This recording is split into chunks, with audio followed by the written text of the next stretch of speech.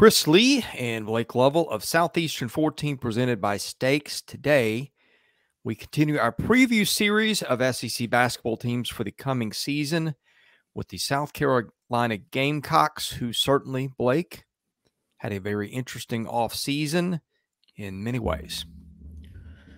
Yeah, I mean, Frank Martin's not there anymore, and Mont Paris takes over, and now it's just a matter of trying to figure out, how do they get back to being one of those teams that, weren't just a team that surprised maybe every now and then, but consistently, compete with the top part of the SEC, and I think that's what they want to try to get back to, and just we're not able to do that kind of beyond, really, I guess you know, I guess beyond the Final Four run, right? And even that team, we never really expected to make the Final Four, but they weren't able to probably to build off of that the way that most people thought they would, and I think that's just kind of that led to changes being made, and me, I'm in no way shocked because I kept saying I thought that divorce was going to happen sooner rather than later, no matter which side went where. And now Frank Martin's the UMass, and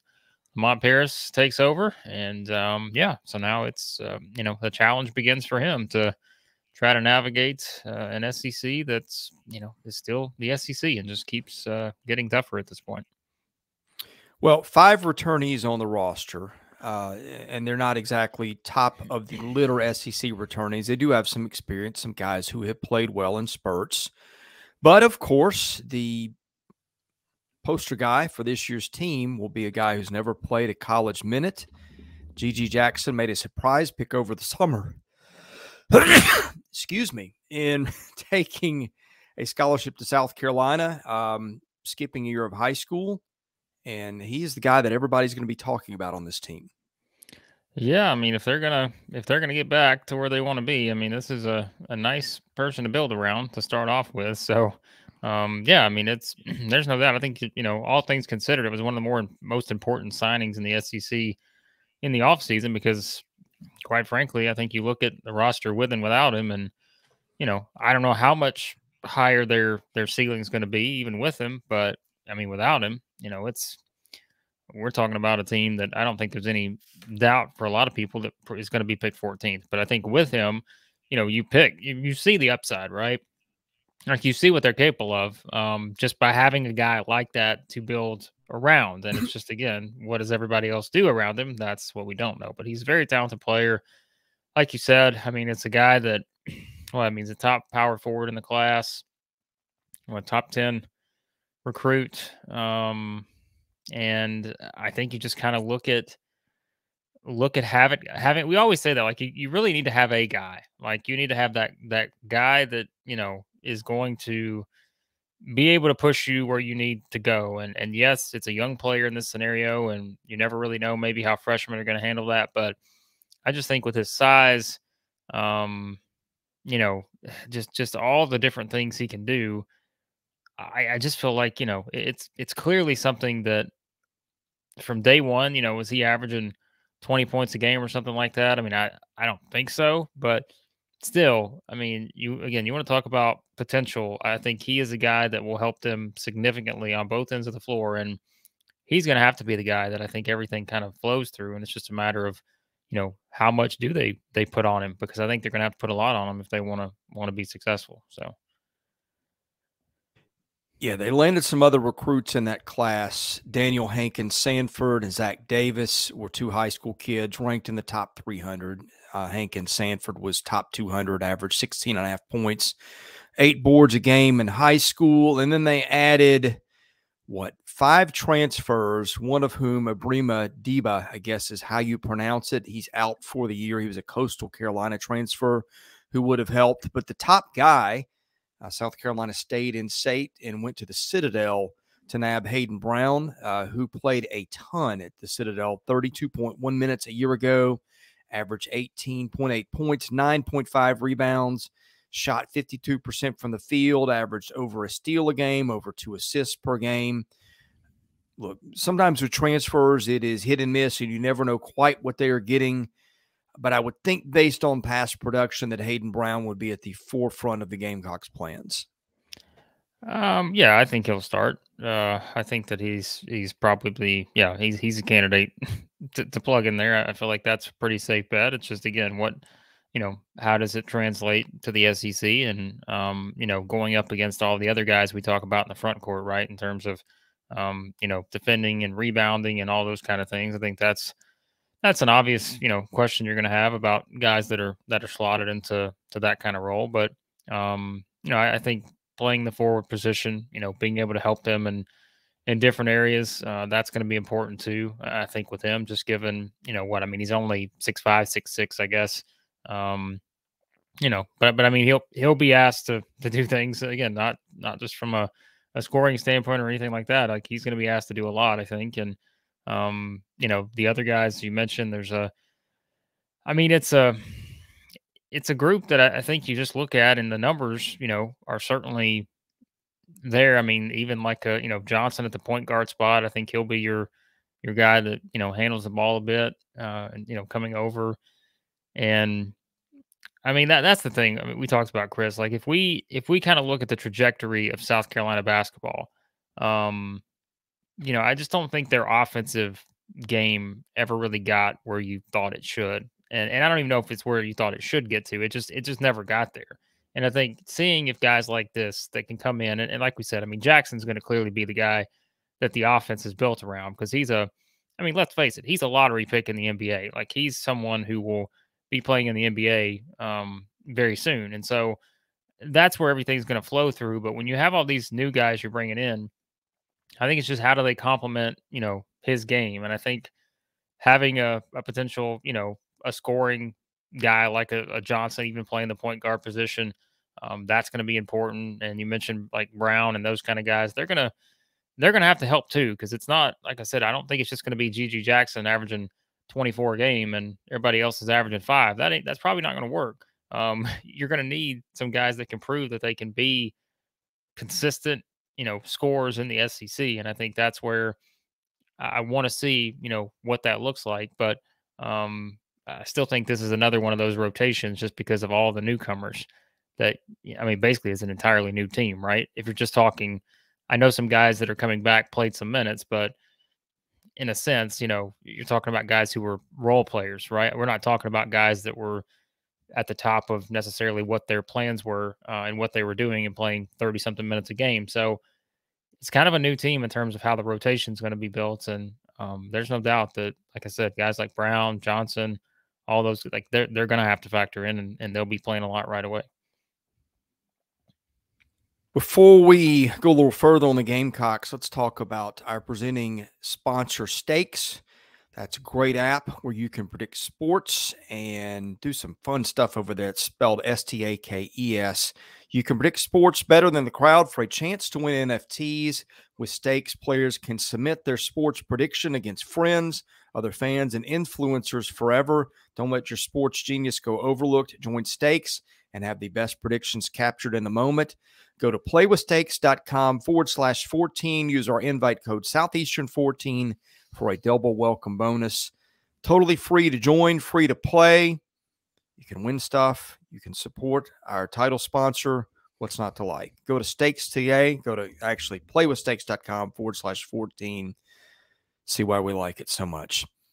Blake, the rest of the transfers, you mentioned Meechie Johnson, I think would, like you said, slot in at the point. Ford Cooper Jr. barely played at Missouri State. Benjamin Bosnans Verdonk played about 8 minutes a game at Illinois. Shot 47% from the field. I would think he would factor in here. And then you get to the returnees. You've got Jacoby Wright, who is their leader among the returnees in minutes played at almost 16 a game. 3.4 points, 1.6 a game. The guy I like probably most of the other returnees, which also include Josh Gray, Javon Benson, and Trayvon Minot. The guy I like better of any of those guys is probably Chico Carter. It seemed like his playing time really came and went, but was able to do some things for them in flashes. I think maybe led them in scoring a time or two, shot 83% from the line, 38% from three. I guess of all the returning guys, he's the one that sticks out to me the most based on when I saw them play a year ago. Yeah, I mean, I think that's it. And, like I said, we just talked about Johnson and, I think Carter and Wright, like those guys.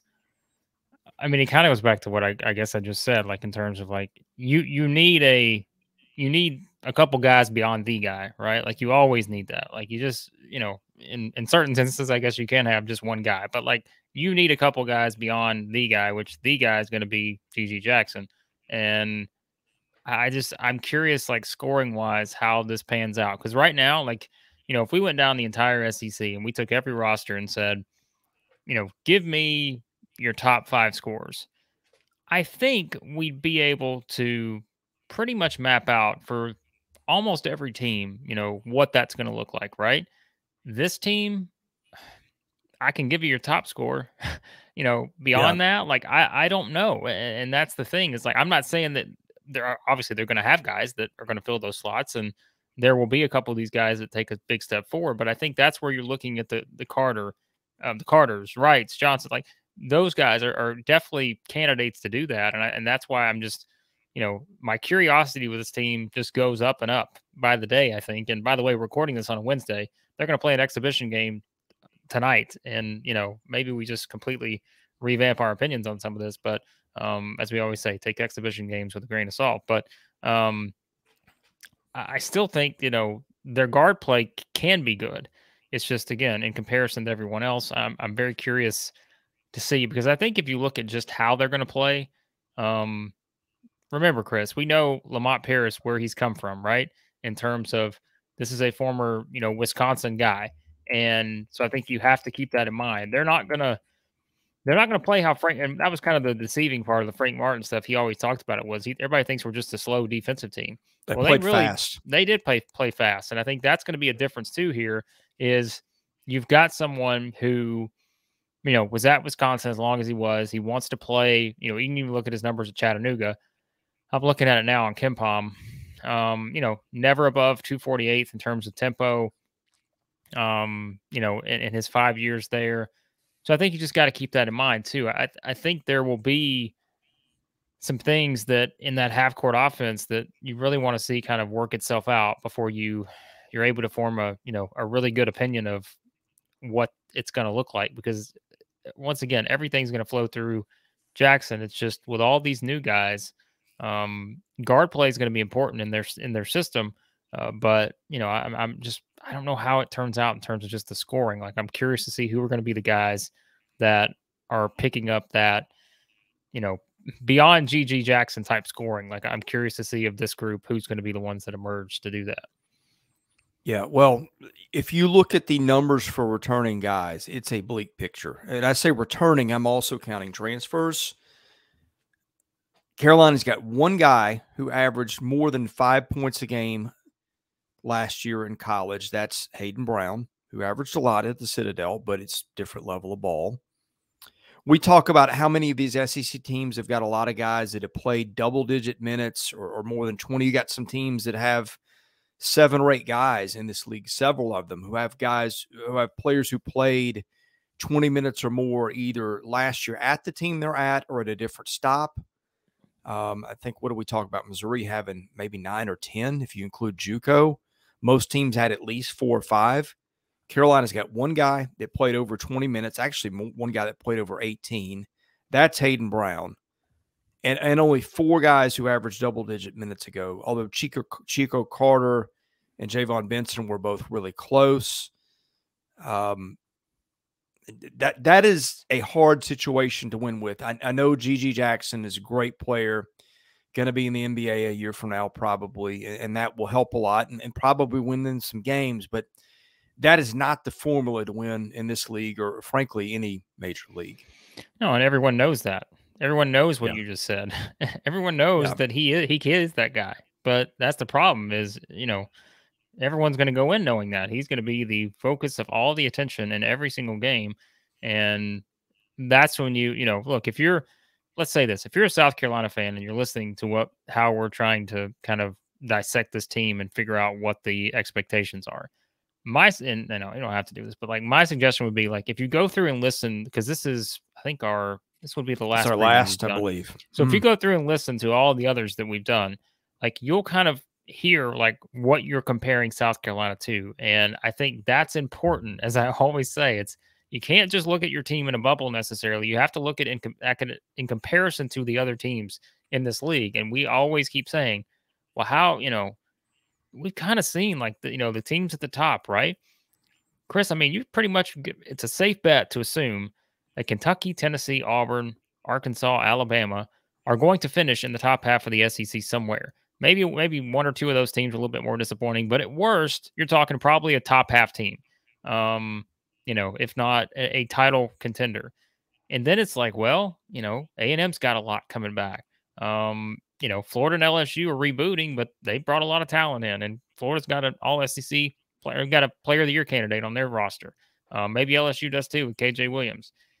GG Jackson can be a player of the year type candidate, but you know, the problem there becomes again, it's just we've talked about the SEC.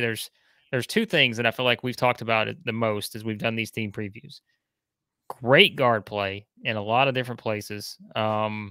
Maybe deep at the guard position for several teams, and just the Barry's excited about the depth in the SEC.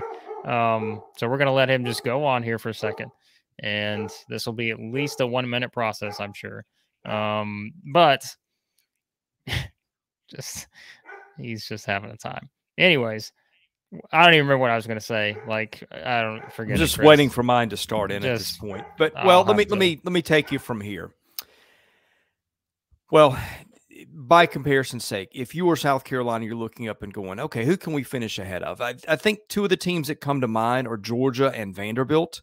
Let's go through Georgia quickly. I'm not going to go through the whole roster, but Georgia has got 7 guys who played 24 minutes or more at Division I level last year coming back, plus 3 more who played 14 or more at Division I programs.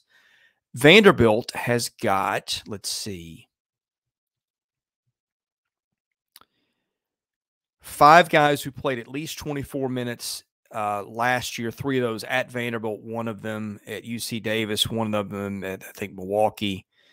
And then you've got 3 more guys who played at least 15 at Division I schools. In fact, all 3 of those were at Vanderbilt. So you've got some continuity, a lot of returning experience, and Mississippi State would be the other one that you might eye as a team you could pass. But then you look at that, and that team's got, what was it? 7 guys who played 23 or more minutes and another guy who played 18. So again, some of these guys may be good ball players. They may have some freshmen outside Jackson who surprise, but that is an uphill climb when you get started in the SEC. Yes, just as doing any videos is an uphill climb for us sometimes, without the dog's interference. But yeah, I mean, look, it's a team full of guys that have been role players, I think. I mean, beyond a couple. I'm not adding everyone to that group, but like you're talking about a team where pretty much everyone on the team outside of Jackson, who is just used to being the star, is going to have to expand the type of role that they've been in before, I think. And that's going to be important if they're going to be, you know, shock the league type year. And I think that's what we're talking about here is it's going to take some of that. And I think Lamont Paris was like a sneaky good hire. And I feel like it's one that, you know, will kind of go under the radar because South Carolina has not had a lot of success in recent years. But I think just the addition of Jackson and kind of showing, you know, you can get that kind of guy there and, you know, be able to kind of start building your program from there. That's a great starting point. So they're going to be pretty much everybody's going to pick them in the bottom 4. Like I said, I just, in full honesty, like I don't think they have the upside of, I think there's maybe, you know, only a couple more teams that have around the same upside in terms of just there's not enough there for me to think that they, you know, are going to be an NCAA tournament team, at least from what we see right now. But what we see right now is nothing because the games haven't started yet. And we're only looking at stats on paper and trying to put all the pieces together. And I just think, we'll see how it plays out. But I just don't. Yeah, that's my only thing with them is you always have the upside when you have a future lottery pick, and I think that's at least something that a lot of teams don't have. So that can kind of be what could separate you, but they're going to need a lot more than that, I think, to be a winner in the SEC, given the competition. And that are, those are just questions that we don't have the answers to just yet. Yeah, this was the toughest one to do. There's just so little to go on with these guys. Usually, we watch a ton of SEC basketball, so we know the rosters. You watch a lot of basketball outside the SEC. These guys are just basically a mystery based on past history, and what history we have of the returning Gamecocks was, a lot of guys who were the guys coming off the bench. So anyway, again, not an ideal place to start in a league that's getting better. Anyway, we have previewed every single SEC basketball team for the coming season. You can see all those at our channel. We will be covering basketball wall to wall as soon as the season starts, as well as football. We are smack dab in the middle of football season. We've got a ton of football content this week. We've previewed every single SEC football game for the weekend, as we always do. We'll have power rankings. We'll have basketball power rankings coming within a day or two. We'll have preseason player rankings. Goodness, season is less than a week away. So anyway, if you like SEC football, slow down. Everything just slow down for a minute, please. I need to take a breath. Goodness, I'm ready for basketball season, but can we start a couple weeks from now? Like this, I don't know. Yeah, go ahead. We've even got one eye on fall baseball every now and then, which we will cover heavily when that time comes. Not fall baseball, but the real game in the spring. We're covering every exhibition, scrimmage. We're doing it all. Yes, we are. No sleep for us. In any case, we hope you liked our video. We hope you like our channel. Don't miss anything. In order to do that, hit that subscribe button. We do live streams on Wednesday night where you can ask us questions. So in any case, he's Blake Lovell. I'm Chris Lee. Thank you for watching Southeastern 14, presented by Steaks.